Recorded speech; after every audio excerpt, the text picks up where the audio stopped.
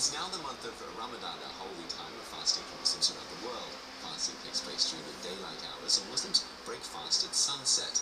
Not all foods are made equal, though. When breaking fast, some are better than others.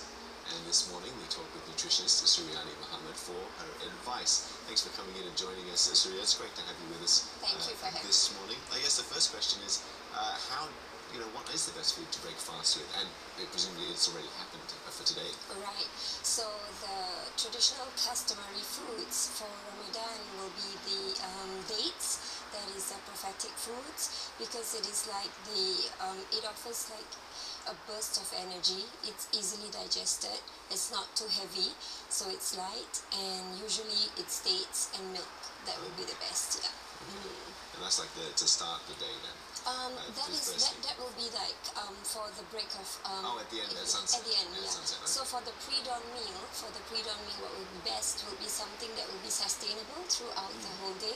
Something that will be of what we call like low GI foods, meaning foods that will give the body sustainable energy throughout the day. Very complex carbohydrates like wholemeal bread, oats, and whole grains, and cereals, and things like that. Yeah. Well, walk us through what actually happens to our bodies when we fast. When we fast, actually a few things happen. Usually it's like it's a process where the fats actually gets used in the body, so it's actually a great way to sort of lose weight at the same time. And there's a spring cleaning that goes on during fasting.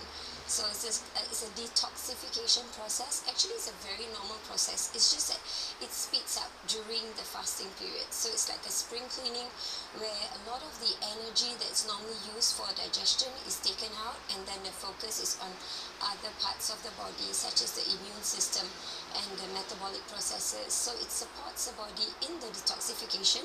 And there are medical studies that have shown that there are certain tumors in the body that are starved from nutrients during this process, and it gets eliminated during the fasting period. So there's a lot of those benefits. Well, you say that a lot of people will end up losing weight, detoxing, but at the same time there's also a risk that you can actually put on weight. Exactly.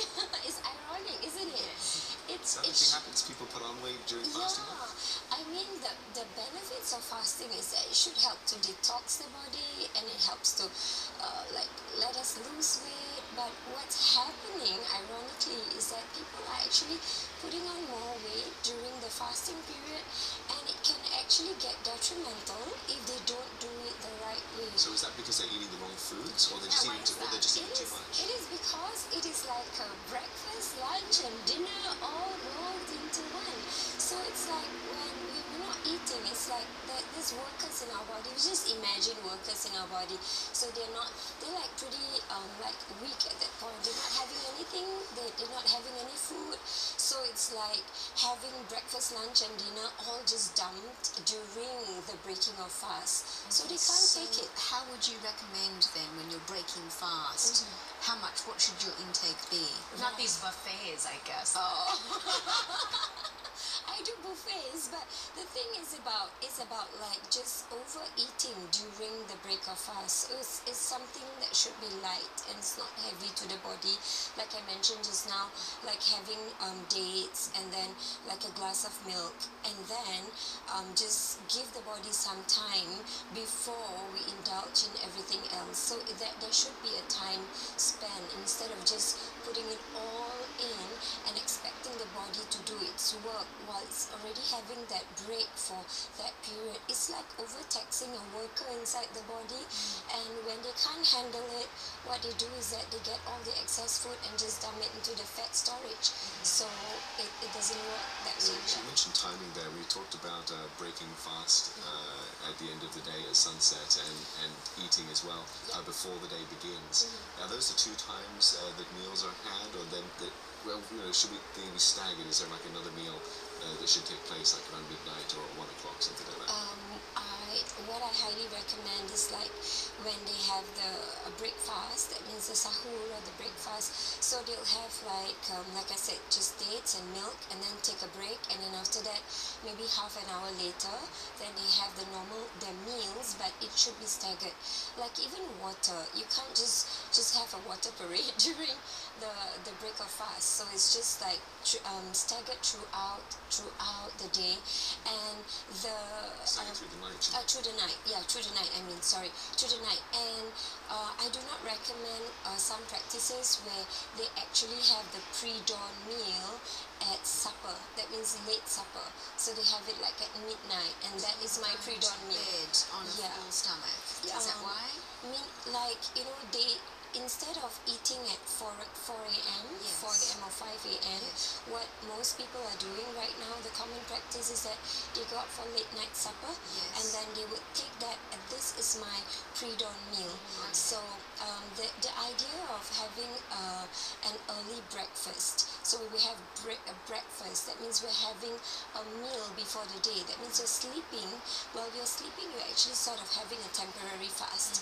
So we need to wake up like at 5 a.m. and have that breaking off the sleeping fast, have something to eat to support us throughout the day, not like at supper, and then after that have that supper as that meal for that. So you're saying we should miss the For midnight the meal? pre-dawn meal then, to kind of jumpstart and hold you over throughout the day. Pre-dawn meal. Yeah. What I really recommend, which is really simple actually, they are smoothies. Smoothies are really easy to make. Like they're great for kids, and especially for women. They're working and they're tired and want to cook in the morning. So what I recommend is skim milk with dates. It's been you just remove the seeds and you put it in the blender, and then you just blend them, and you can just add certain seeds like chia seeds. So it gives a whole lot of fiber and gets you really full, and it gives you a whole lot of nutrition, and it's easily digested. At the same time, it gives you that the food that is sustaining stamina and sustaining energy. So that we can use bananas, we can use strawberries, we can use different fruits. So there is a variety in that. So, and it's very easy. So smoothies will be great on dried fruits, anything that is wholemeal, anything that is complex carbs, anything that is cereals, but not the sugared cereals. That will give an energy crash. That means they'll be eating that and they'll be getting tired by midday. Any modifications to those recommendations if you, for instance, have a very strenuous job and you're doing a lot of perhaps labour? How can you sustain throughout the day? For those who are having that sort of job, the same applies. The basic tenet of nutrition apply. That means having the different food groups, the fruits and veg, and then having the carbohydrates, the rice, preferably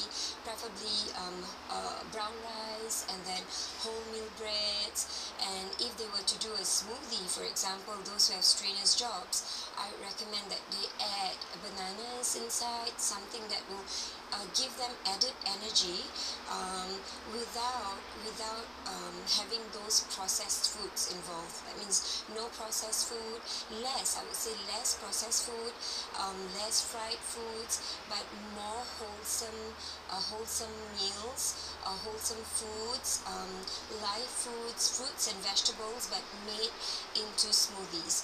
Very organic. Yeah, very healthier version. I mean, there's a whole point of having a fast actually, is to it's a cleansing process. It's for the soul, it's for the body, it's for the health.